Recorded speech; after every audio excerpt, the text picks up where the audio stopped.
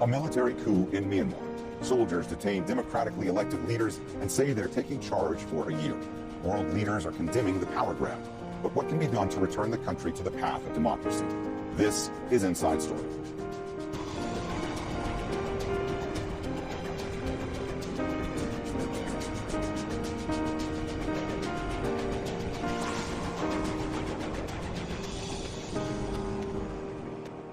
Hello and welcome to the program. I'm Mohammed Jamjoom. Myanmar's 10-year journey to democracy appears to be over. The military has launched a coup, saying it's taking control for a year. Soldiers detained the head of government, Aung San Suu Kyi, and leaders of her National League for Democracy Party, or NLD. They won a landslide in an election in November, but the army insists without evidence there was widespread fraud. World leaders have condemned the events as an assault on democracy. The NLD is urging supporters to protest and resist. Scott Heidler reports. Myanmar was supposed to mark an exercise in democracy on Monday, but instead, the military rounded up the nation's democratically elected leadership, including Aung San Suu Kyi. It then announced a coup on military-run TV. The state of emergency is in effect nationwide, and the duration of the state of emergency is set to 1 year. Military Chief Min Aung Hlaing now rules the country. Monday was to be the first session of a new parliament after Aung San Suu Kyi's party, the National League for Democracy, won a landslide victory in November. Recently, the army made accusations of election fraud, and tension between the civilian government and the military increased last week when a general refused to rule out the possibility of a coup. Like this member of parliament, NLD leaders and military critics were taken into detention before dawn. There's a growing list of nations expressing concern over the situation in Myanmar, as well as the United Nations. The U.S. State Department has called on the military to release all those who have been detained. Australia's Prime Minister says his country is keeping a close watch. Well, these are rather disturbing developments. I'm aware of those troubling reports, and the Foreign Minister has been following them. The banks in Myanmar have shut due to poor internet connection, and not knowing what might come next, people are stocking up on supplies. Scott Heidler, Al Jazeera. One of the few Western journalists in Myanmar, Ali Fowle, gave us this update from Yangon. From around 4 in the morning, the phone connection was cut off there. So for the first few hours of this, it was really unclear what was going on, which was incredibly unnerving. Lots of people, lots of rumors, lots of people worrying about what's going on. We're now hearing that mostly the people who have been detained are being detained within their own homes or their own compound. Sorry, the MPs, for example, all stay in one big compound together. So it's reasonably easy to keep them detained and rounded up. But it seems that they're still able to communicate. So there is some information coming out from them. Under the Constitution, you can hand power to the military in a state during a time of state emergency or a national emergency, but the president has to allow that. So what's happened is that the president has been arrested in the early hours of the morning, and the vice president, who is a military nominee, has become acting president, and then he has put that clause in the Constitution into effect. He's handed over power to the military leader, saying that it's legal. And of course, that first step, the key step of taking the president out of power, it doesn't seem to have any legal basis. Let's take a closer look at Myanmar's history. The military seized power in a coup for the first time in 1962. That's 15 years after the country gained independence from Britain. Aung San Suu Kyi came to prominence in 1988 when the military cracked down on pro-democracy protesters, killing hundreds. The following year, Suu Kyi was put under house arrest. In 2010, Myanmar said it would be running elections for the first time in 20 years. And 6 years later, the military handed power to the first civilian government. Suu Kyi became de facto leader. Her NLD party won last November's elections by a landslide. The military, as we heard, says that vote was fraudulent. All right, let's speak now to Tom Andrews, the UN Special Rapporteur on Myanmar. Tom, thanks for being with us. I want to ask you if you have been able to speak with any members of the government, either civilian or military, since the coup happened, what you've heard, and how concerned you are about the situation.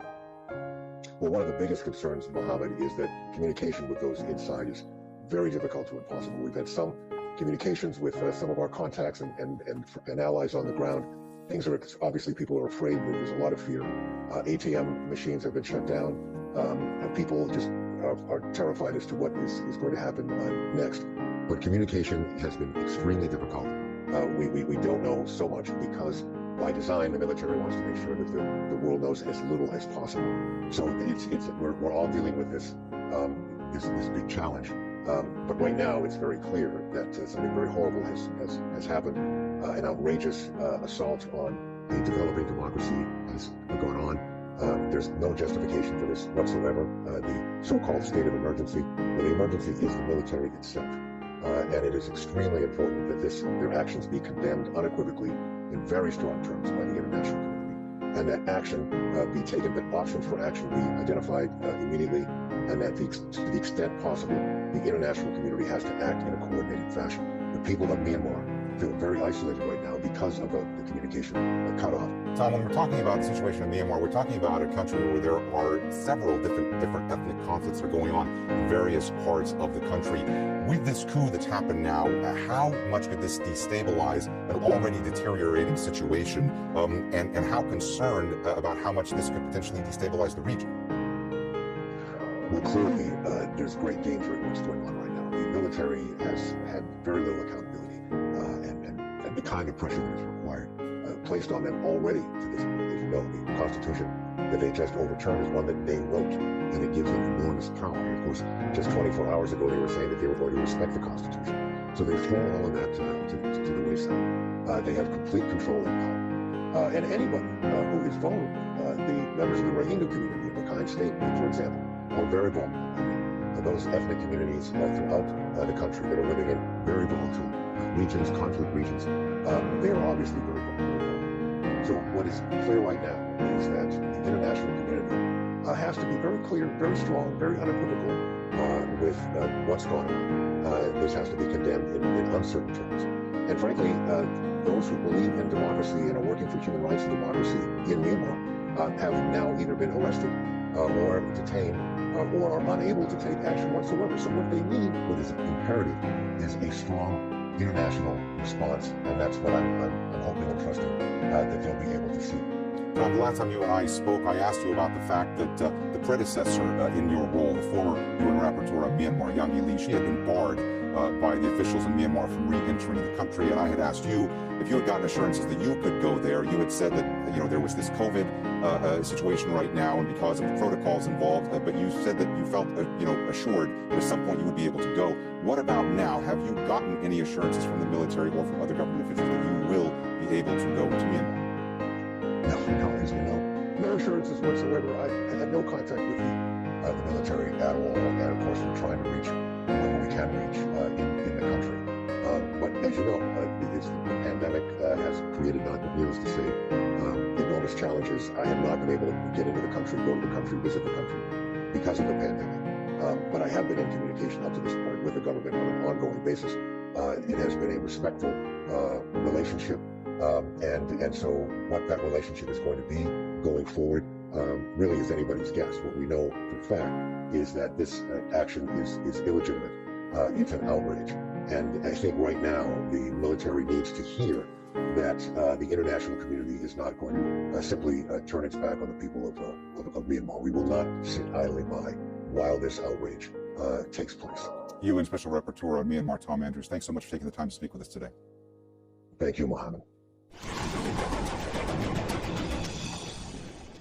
All right, let's bring in our guests in London. Maung Zarni is a Myanmar human rights activist and co-founder of Forces of Renewal for Southeast Asia. In Bangkok, Phil Robertson is Deputy Asia Director at Human Rights Watch. Also in London, Ronan Lee is visiting scholar at Queen Mary University of London and author of Myanmar's Rohingya Genocide. Welcome to the program. Zarni, let me start with you today. The military in Myanmar already wields so much power. Why do this now, and what is their end game? Well, I think after 2 election cycles, the military has figured out or discovered to their dismay that they cannot play this democracy game with Aung San Suu Kyi and her most popular National League for Democracy anymore, because in the second election cycle that was held in 2020 in November, one day before the U.S. presidential elections were held, the verdict was so crushing that the military's proxy party, Union Solidarity and Development Party, was almost put out of business, out of existence. It won only 33 seats out of 476 parliamentary seats, and whereas Suu Kyi's party took nearly 400 seats. So that crushing defeat, triggered the realization that with Suu Kyi and NLD, they could no longer play this game and win it. That is one of the explanations. There are also other explanations, such as May Online has a price tag as commander-in-chief of the army that is accused of committing a genocide against Rohingya, in international legal or judicial mechanism, including universal jurisdiction case in Argentina, and also full investigation launched by the International Criminal Court in The Hague. And so that's another personal reason. May Online probably does not want to find himself in a similar situation as al-Bashir of Sudan, the deposed ex-general and president of Sudan, whom the ICC wants for genocide in South Sudan. So, the both personal and institutional reasons trigger this coup. Phil, how surprised were you that this coup actually